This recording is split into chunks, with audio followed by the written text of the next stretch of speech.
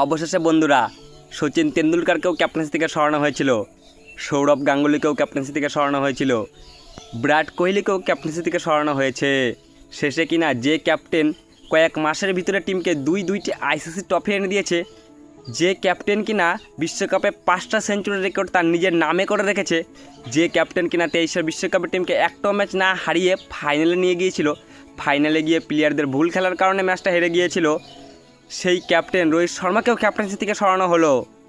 শুভমান গিলের পরে হর্ষিত রানা বা বরুণ চক্রবর্তী যদি টিমের ক্যাপ্টেন হয় তাতেও কিন্তু অবাক হওয়ার কিছু নেই বন্ধুরা। অবশেষে বন্ধুরা যেভাবে মানুষ জামা কাপড় চেঞ্জ করে সেইভাবে এখন ইন্ডিয়া টিমের ক্যাপ্টেন্সি চেঞ্জ করা হচ্ছে।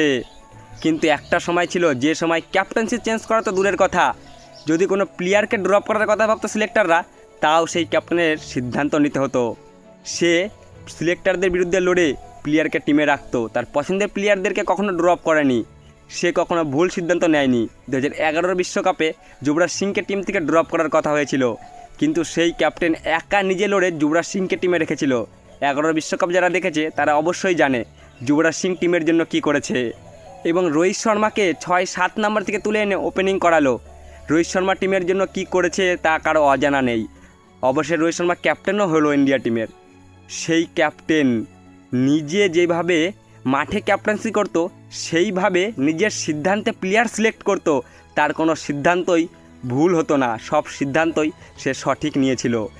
এবং সে আর কেউ নয়, ইন্ডিয়ার একমাত্র ক্যাপ্টেন কুল মহেন্দ্র সিং ধোনি।